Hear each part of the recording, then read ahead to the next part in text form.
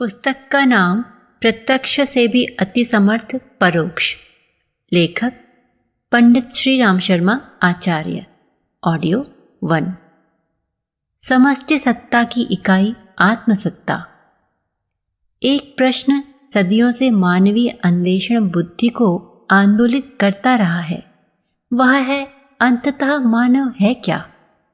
उसके अस्तित्व, स्वरूप, उद्गम एवं भावी संभावनाओं के बारे में अगणित सम्मतियां व्यक्त की जाती रही हैं। जो मानवीय काया को एक स्थूल पिंड भर मानते हैं, उनका दृष्टिकोण जीवन व्यापार में, अपने दैनंदिन व्यवहार में बाह्योपचार तक सीमित होता देखा जा सकता है।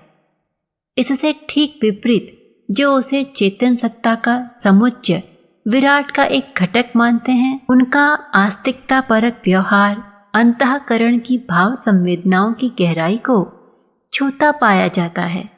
वैज्ञानिक पूर्वाग्रहों से सर्वथा मुक्त होते हैं। अपनी औचित्य पर अवलंबित धारणा से तर्क, तथ्य तथा प्रमाणों के आधार पर सही कसौटी पर कसकर ही वे किसी निर्णय तक पहुंचते हैं अथवा उसे मान्यता देते हैं। जीवन व मानवीय सत्ता पर अपने नजरिए से सभी ने देखा, समझा व समीक्षा की है। अपने समय के मूर्धन्य खगोलवेत्ता डॉक्टर गुस्ताफ स्टोमबर्ग की पुस्तक द सोल ऑफ यूनिवर्स में जीवन क्या है, विशेषतया मनुष्य क्या है, इस प्रश्न पर प्रस्तुत वैज्ञानिक दृष्टिकोण की तार्किक समीक्षा की गई है। वे विज्ञान से पूछते हैं, क्या मनुष्य ब्रह्मांड की कुछ धूलि का ताप और रासायनिक घटकों की औंधी सीधी प्रक्रिया मात्र है? क्या वह प्रकृति के किसी अनिच्छित क्रिया के अवशेष उच्छिष्ट से बना खिलौना मात्र है? क्या वस्तुतः लक्ष्यहीन, अर्थहीन, बेतुका राग मात्र है? क्या उसकी सत्ता आणविक और रासायनिक हलचलों के बनने बिगड़ने वाले संयोगों की परिधि तक ही सीमित है अथवा वह उससे आगे भी कुछ है? इन प्रश्नों के सही उत्तर प्राप्त करने के लिए स्टोमबर्ग ने तत्कालीन विज्ञान की दार्शनिक विवेचना करने वाले मनीषियों से भी परामर्श किया।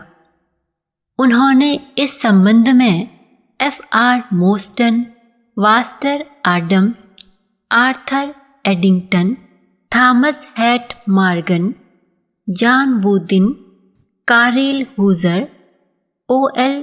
स्पोसलर आदि प्रख्यात मनीषियों के सामने अपना अंतर्द्वंद रखा और जानना चाहा कि विज्ञान सम्मत दर्शन द्वारा क्या मानव चेतना की इतनी ही व्याख्या हो सकती है जितनी की अब तक की गई है अथवा उससे आगे भी सोचा जा सकता है। अपनी जिज्ञासा, तुष्टि, कठिनाई, समीक्षा और विवेचना का विचारणीय स्वरूप ही स्टोमबर्ग के इस गवेषणा प्रधान ग्रंथ में है। इस पुस्तिका की भूमिका लिखते हुए आइंस्टीन ने प्रस्तुत जिज्ञासा को युग चिंतकों के सामने अति महत्वपूर्ण चुनौती माना और कहा था कि हमें किन्हीं पूर्वाग्रहों से प्रभावित हुए बिना संभावित सत्य के आधार पर ही इस प्रश्न पर विचार करना है। आइंस्टीन कहते थे, आज न सही कल यह सिद्ध होकर रहेगा कि अणुसत्ता पर किसी अविज्ञात चेतना का अधिकार और नियंत्रण है। भौतिक जगत उसी की स्फुरणा है। पदार्थ मौलिक नहीं है। चेतना की प्रक्रिया के फलस्वरूप ही पदार्थ का उद्भव हुआ है। भले ही आज यह तथ्य प्रयोगशाला में सिद्ध न हो सके, पर मेरा विश्वास है कि कभी वह सिद्ध होगा अवश्य।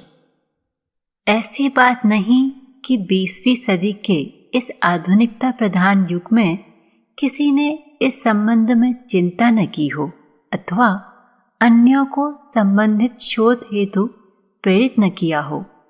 ऑक्सफोर्ड यूनिवर्सिटी के दर्शन शास्त्र विभाग के अध्यक्ष डॉक्टर A.N. विडगेरी ने अपनी पुस्तक contemporary thought of great Britain में इस बात पर चिंता व्यक्त की है कि सांसारिक अस्तित्व के संबंध में जितनी खोज की जा रही है उतना मानवीय अस्तित्व के बारे में नहीं खोजा जा रहा है। लगता है मानवीय सत्ता, महत्ता और उसकी आवश्यकता को आंखों से ओझल ही किया जा रहा है अथवा चेतन को जड़ का अनुगामी सिद्ध किया जा रहा है। बौद्धिक प्रगति के यह बढ़ते हुए चरण हमें सुख शांति के केंद्र से हटाकर ऐसी जगह ले जा रहे हैं जहां हम यांत्रिक अथवा रासायनिक बोलने सोचने वाले उपकरण मात्र बनकर रह जाएंगे। तब हम साधन संपन्न कितने ही क्यों न हो, सभ्यता और संस्कृति जन्य गरिमाओं से हमें सर्वथा वंचित ही होना पड़ेगा। जड़ जीवन के लिए बाधित की गई चेतना कितनी अपंग हो जाएगी। जब यह कल्पना करते हैं तो प्रतीत होता है कि विकास की दिशा में चल रही हमारी दौड़ विनाश में अधिक विघातक सिद्ध होगी। मूर्धन्य प्रज्ञावान वैज्ञानिक प्रगति के इस पक्ष का खंडन तो नहीं करते, किंतु इसे सीमाबद्ध कर मानवीय चेतना की परिधि के विस्तृत विराट स्वरूप पर अनुसंधान किए जाने की आवश्यकता पर बल देते हैं। ऐसे आस्तिकता के पक्षधर वैज्ञानिक कम नहीं हैं, जो यह मानते हैं कि इस विराट शक्ति के महासागर में एक भौतिक शक्तिधारा है एवं एक चेतन, दोनों का एक अविच्छिन्न युग्म है। यहाँ तक कि विकासवाद का प्रतिपादन करने वाले वैज्ञानिक गण भी अब जीवन को रासायनिक संयोग मानकर मनुष्य चेतना की सत्ता को समष्टि के एक घटक के रूप में विद्यमान होने के रूप में स्वीकार करने लगे हैं। यह एक विडंबना ही है कि इस सदी के प्रारंभिक दशाब्दियों में विज्ञानवेत्ता समस्त जड़ चेतन जगत को पदार्थ विनिर्मित मानते रहे और चेतन को तत्वगत एवं रासायनिक सम्मिश्रण का परिणाम बताते रहे हैं। उनकी दृष्टि में आत्मा नाम की स्वतंत्र सत्ता का कोई अस्तित्व ही नहीं था। उनकी मान्यता थी कि वृक्ष वनस्पतियों की तरह ही मनुष्य या पशु पक्षी कीट पतंग भी हैं। छोटे स्तर के अविकसित प्राणियों में तथा मनुष्यों में जो विचार शक्ति पाई जाती है वह मस्तिष्क रूपी अवयव में होने वाली एक विशेष प्रकार की हलचल भर है। किंतु यह मान्यता समय के साथ साथ धुंधली पड़ती चली आई है और अब इतने अधिक प्रमाण इकट्ठे हो गए हैं कि आत्मिक चेतना का स्वतंत्र अस्तित्व स्वीकार किया जा सके।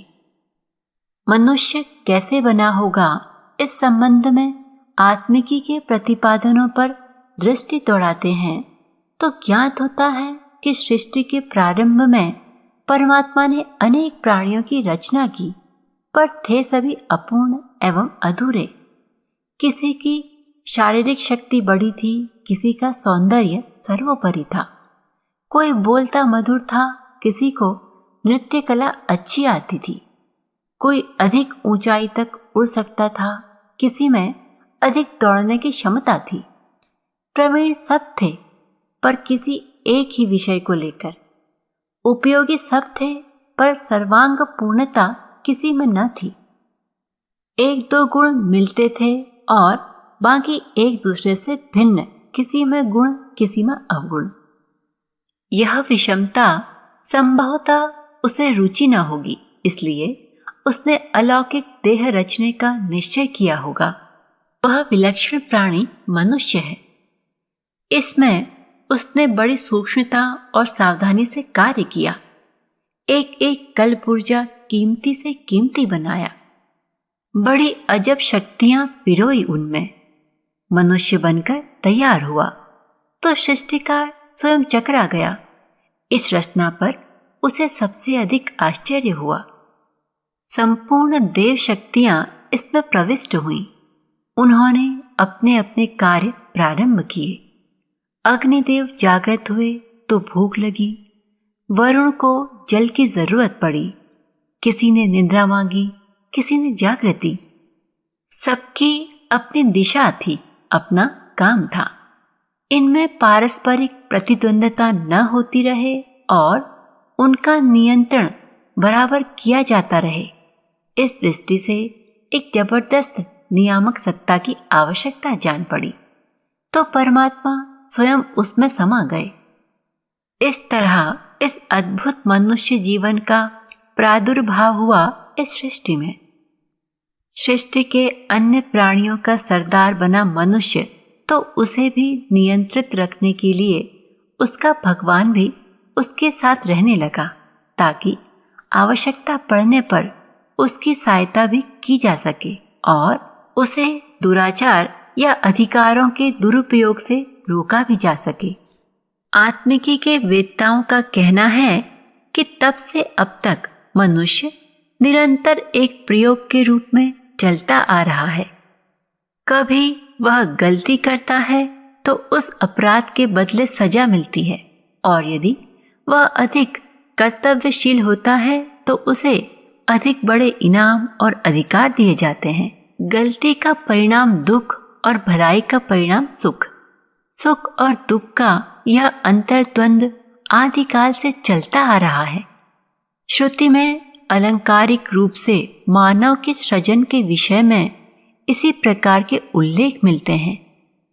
स्वर्ग आदि उच्च लोक, अंतरिक्ष, पृथ्वी, जल आदि की उत्पत्ति हो चुकी, तब परमात्मा ने लोकपालों की रचना का विचार किया।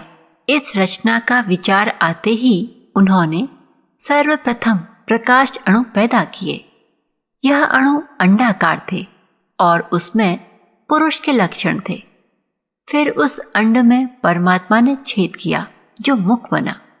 मुख से वाणी, वाणी से अग्नि उत्पन्न हुई। उसके बाद 2 छेद किए जो नासिका कहलाए। उससे प्राण की उत्पत्ति हुई। प्राणों से वायु और नेत्रों के छिद्र बने। उनमें सुनने की शक्ति उत्पन्न हुई। श्रोतेंद्रिय के द्वारा दिशाएं प्रकटी। फिर त्वचा उत्पन्न हुई। त्वचा से रोम रोम से औषधियां, फिर हृदय, हृदय से मन और मन से चंद्रमा प्रकट हुए। फिर नाभि बनी। नाभि से अपान देवता, उससे मृत्यु देवता प्रकट हुए। फिर उपस्थ, उपस्थ से रेत, रेत से जल की उत्पत्ति हुई। इस प्रकार उत्पन्न हुए देवतागण अभी तक अपने सूक्ष्म रूप में थे। परमात्मा ने उसमें भूख और प्यास की अनुभूति भी उत्पन्न कर दी थी, किंतु वे संसार समुद्र में निराश्रय पड़े थे। उन्हें रहने के लिए योग्य स्थान का अभाव खटक रहा था। उसके लिए उन्होंने परमात्मा से प्रार्थना की। तब परमात्मा ने उन्हें गाय का शरीर दिखाया। उस शरीर को देवताओं ने पसंद नहीं किया। तब फिर उन्हें घोड़े का शरीर दिखवाया। वह भी उन्हें अच्छा नहीं लगा। बहुत से शरीर विधाता ने देवताओं को दिखाए, पर वे उन्हें पसंद न आए। तब उसने मनुष्य शरीर दिखाया। यह देवताओं को पसंद आ गया। अग्नि उसमें वाणी बनकर घुस गया। वायु प्राण बनकर नासिका में। सूर्य चक्षु बनकर नेत्र गोलकों में प्रविष्ट हुआ। दिशाएं क्षेत्र बनकर कानों में घुसी। औषधि रोम बनकर त्वचा में पहुंची। चंद्रमा मन बनकर हृदय में स्थित हुआ। मृत्यु अपान बनकर नाभि में। जल बनकर उपस्थ में स्थित हो गया।